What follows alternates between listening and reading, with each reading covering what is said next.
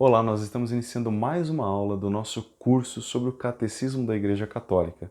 Hoje nós falaremos a respeito da comunidade humana, a importância de nós, como seres humanos criados à imagem e semelhança de Deus, vivermos em comunidade, vivermos em sociedade. Nós veremos que o homem não foi feito para viver isoladamente, mas ele foi feito para viver em comunidade, junto com os outros filhos que Deus criou nesta terra. Mas antes de nós começarmos, vamos então dar início com a nossa oração. Estamos reunidos em nome do Pai, do Filho e do Espírito Santo. Amém. Vinde, Espírito Santo, vinde por meio da poderosa intercessão do Imaculado Coração de Maria, vossa amadíssima esposa. Vinde, Espírito Santo, vinde por meio da poderosa intercessão do Imaculado Coração de Maria, vossa amadíssima esposa. Em nome do Pai, do Filho e do Espírito Santo. Amém. Nossa Senhora de Fátima, rogai por nós. Então, como eu estava dizendo para vocês, nós iremos falar sobre a vida em comunidade. E para isso, nós utilizaremos os parágrafos do 1877 ao 1896. Então, depois de nós termos feito uma introdução para esta terceira parte do catecismo, falando a respeito da liberdade do homem, do desejo, do anseio que o homem tem por uma vida bem-aventurada, falamos também das paixões, como dominar as paixões, o que são as paixões humanas, o que é o livre-arbítrio. Nós então começamos agora a falar sobre a importância de vivermos em comunidade, porque nós, embora nos encontremos com Deus pessoalmente, nós não estamos sozinhos, nós temos as outras pessoas conosco, nós somos uma comunidade, a igreja é uma comunidade, um conjunto de pessoas, uma sociedade de homens e mulheres que caminham para Deus, que caminham na direção de Deus, no caminho da santidade. Portanto, nós não estamos sozinhos. Então, o catecismo ele vai abrir este espaço para falar justamente da importância desta vivência comunitária. Então, ele começa dizendo o seguinte, que a vocação do homem é de manifestar a imagem de Deus. Nós temos a vocação de manifestar aos outros a imagem e semelhança do Deus que nos criou com todo o seu amor, com toda a sua bondade. Ou seja, a vocação do ser humano é ser transformado à imagem e semelhança daquele que nos criou. E mais do que isso, ser transformado na imagem do próprio Jesus. Essa é uma atitude pessoal, individual, mas também é coletiva. A igreja vai nos dizer que o homem ele é chamado à vida fraterna, pois ela reflete a unidade da Trindade. Então nós somos chamados a viver juntos, porque neste amor que nós manifestamos uns pelos outros, nesta vivência em comunidade, nós refletimos a própria unidade da Santíssima Trindade. A Santíssima Trindade, nos diz a igreja, ela é uma comunidade de amor.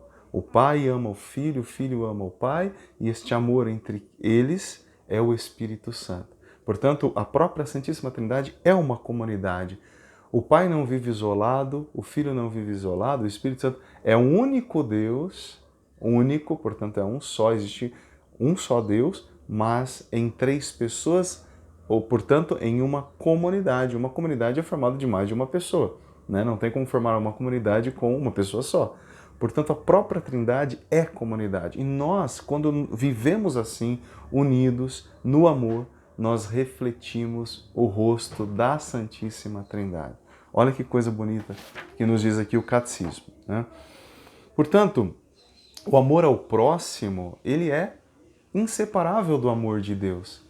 Então não tem como nós amarmos a Deus, mas odiarmos o próximo.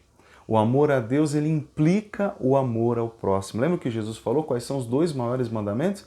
Amar a Deus sobre todas as coisas e ao próximo como a si mesmo, né? Então esses são os dois grandes mandamentos, inseparáveis um do outro. Não dá para amar ao próximo sem amar a Deus, não dá para amar a Deus sem amar o próximo.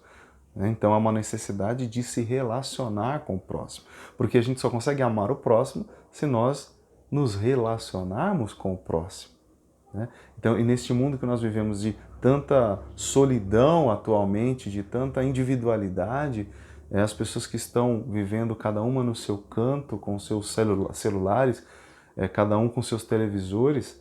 Neste mundo que nós vivemos, nós precisamos resgatar, como cristãos, como católicos, a unidade, o relacionamento entre as pessoas. Nós precisamos voltar a nos relacionar, porque quando nós paramos de nos relacionar, nós paramos de exercitar o amor, porque o amor só pode ser exercitado na relação com os outros. Então nós precisamos resgatar os relacionamentos. O homem necessita de vida social, nos diz o catecismo.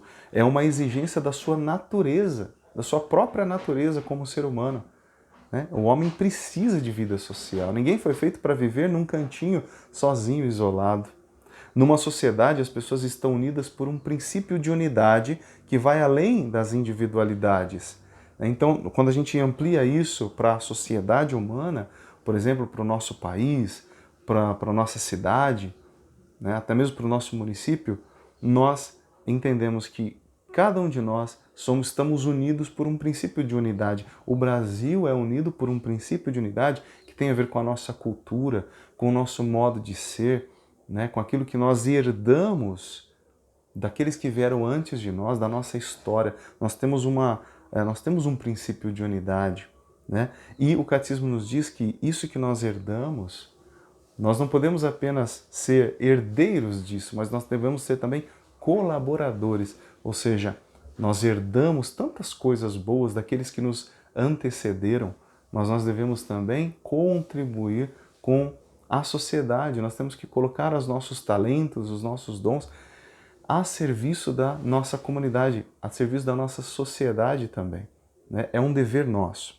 Embora tenhamos instituições sociais, a pessoa humana deve ser o princípio, o sujeito e o fim dessas mesmas instituições sociais. Então, nós temos as instituições sociais. Temos várias instituições, a começar da nossa própria família, nós temos os nossos grupos, todas as instituições sociais que nós conhecemos. Diz o catecismo que as instituições sociais, elas devem ter como princípio o ser humano, ou seja, as instituições não podem estar acima do ser humano, dos princípios da moralidade humana. O homem, o ser humano, o filho de Deus, os filhos de Deus, eles devem ser a base para que as instituições possam se solidificar, e não o contrário. Não somos nós que devemos nos adaptar àquilo que é imposto de cima, mas são as próprias instituições que devem, digamos assim, se adaptar àquilo que é bom para o ser humano. Aquilo que é bom. O ser humano, ele não é um passarinho que vai ser preso dentro de uma gaiola. Alguém inventa uma ideologia e agora o homem tem que se enquadrar naquela ideologia. Ou de repente uma ideologia que vai tolher a liberdade humana, que vai prender o homem, que vai fazer o homem infeliz, e então ele tem que se adaptar àquilo, como algumas sociedades que nós temos aí, alguns países em que a liberdade religiosa, por exemplo, ela é tolhida mesmo, ela não é permitida. Então você é católico, você não pode manifestar a sua fé publicamente, porque você então pode ser preso, perseguido. Então, as instituições estão obrigando as pessoas a se enquadrarem no seu jeito de ser, na sua ideologia. Entretanto, o catecismo diz que tem que ser o contrário. O homem que possui uma liberdade que lhe é própria da sua natureza, porque Deus deu liberdade ao ser humano, ele deve ser contemplado por essas instituições. As instituições que devem se adaptar a esta forma de liberdade própria do homem, de modo que o homem possa exercer dentro da sociedade a sua liberdade, e não o contrário disso. Depois, o catecismo diz que a família e a cidade, elas têm a ver com a própria natureza humana e são necessárias ao ser humano. A família e a cidade. Porque a cidade, ela nos dá esse senso de pertencimento, Como é bom nós termos a nossa cidade, os nossos conterrâneos, Como é bom a gente se relacionar com os nossos conterrâneos, ou seja, nós nos identificamos com as pessoas da nossa própria cidade, do nosso próprio estado. Então, e a família também, ela dá esse senso de identidade para nós. O que seria do ser humano sem a família? A família é a base de tudo, a família é a base para uma vida feliz. Quantas pessoas, quantos jovens hoje estão numa vida aí totalmente desregrada, totalmente perdida, porque não tiveram uma base familiar. A base familiar, ela é necessária, ela é própria da natureza, porque quem criou a família foi o próprio Deus. Nós precisamos da família, porque a família nos transmite os valores, a família nos dá a base para nós sermos homens e mulheres realmente dignos nesta sociedade. Entretanto, quando há uma intervenção muito grande do Estado na vida individual, pode haver ameaças da liberdade, aquilo que eu falei antes. Então, se o Estado ele é muito poderoso, né, como os países comunistas, socialistas, quando o Estado é muito poderoso nas ditaduras, o homem perde a sua liberdade. Por exemplo, nós temos a Coreia do Norte, né, em que até mesmo a forma de cortar o cabelo, né, tem que seguir um padrão. Então a pessoa ela é obrigada a cortar o cabelo daquele determinado jeito. Ela tem lá, vamos dizer, 6 opções de corte de cabelo, não pode fugir daquilo. Então o Estado ele começa a invadir a privacidade, a liberdade, o dom da liberdade que Deus deu ao homem. Isso não pode acontecer, porque o homem foi feito para a liberdade. Deus nos fez livres, Deus nos deu o livre-arbítrio.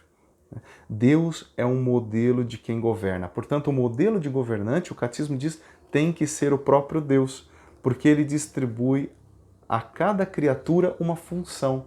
Então, Deus ele distribui. Deus fala, você vai fazer isso, você vai fazer aquilo, eu governo, mas vocês vão exercer as funções de vocês. Certo? Deus ele distribuiu os dons, Deus distribuiu os talentos, Deus distribui as funções para que nós possamos colocar para fora tudo que nós temos de bom, de melhor em nós mesmos.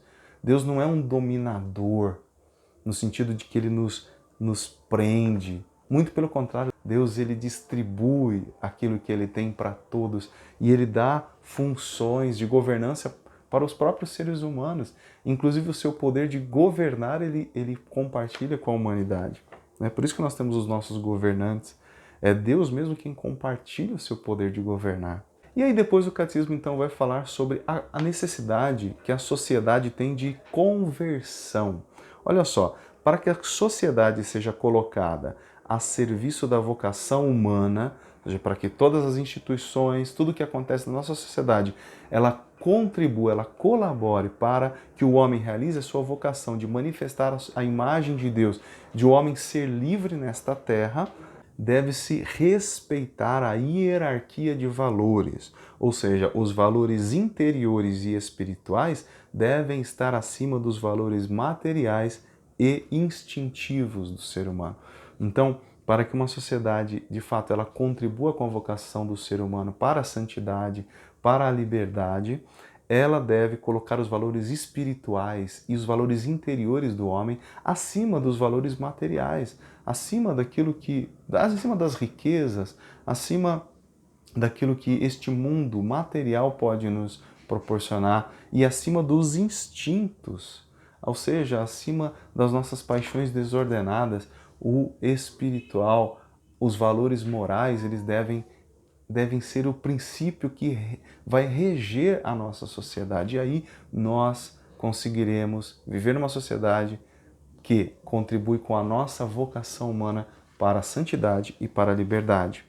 E aí o catecismo diz o seguinte, que quando há o predomínio do material e do instintivo, produz-se estruturas injustas, dificultando a vivência cristã na sociedade. Então é claro, né, se o material está acima do ser humano, né, dos valores mais profundos do ser humano, principalmente os valores de transcendência do ser humano, de pensar nos valores espirituais, é claro que o homem ele vai ser oprimido nessa sociedade.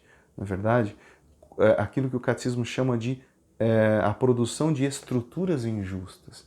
Então, o dinheiro vale muito mais que o ser humano. E aí a gente vê aí, por exemplo, pessoas que compram seres humanos, vendem seres humanos, escravizam seres humanos ainda hoje.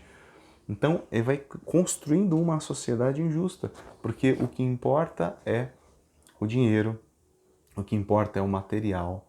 Né? A gente sabe que tem gente que mata por causa de dinheiro.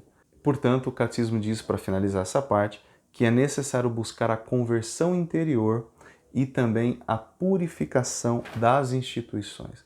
Então, como tudo começa? Como que a coisa começa a mudar? Quando o coração de cada ser humano começar a mudar, a se converter ao Senhor Jesus. Quando cada ser humano voltar o seu coração, o seu olhar, a sua mente, buscar os valores do alto, aí a comunidade, a sociedade começa a mudar. Isso vai trazer uma conversão para as próprias instituições que vão começar, porque as instituições elas não existem sozinhas, elas só existem por causa dos seres humanos.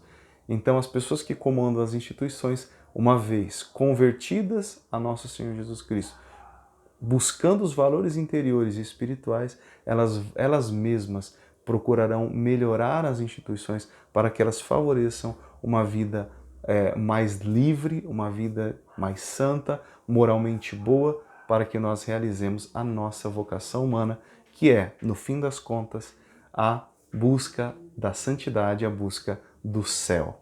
Amém? Então é isso, gente. Por hoje, nós paramos por aqui. Eu agradeço a sua presença, nós agradecemos ao nosso Senhor Jesus Cristo por tudo aquilo que foi falado hoje, por tudo que foi colocado ao nosso coração, que nós possamos, de fato, numa vida em sociedade, buscar os valores do alto, amando a Deus sobre todas as coisas e ao próximo como a nós mesmos. E com certeza nós teremos uma conversão do nosso bairro, da nossa cidade, do nosso estado, do nosso país e, por fim, do nosso mundo todo. Amém? Que o Senhor nos abençoe em nome do Pai, do Filho e do Espírito Santo. Amém. Fique com Deus, um abraço e até a nossa próxima aula.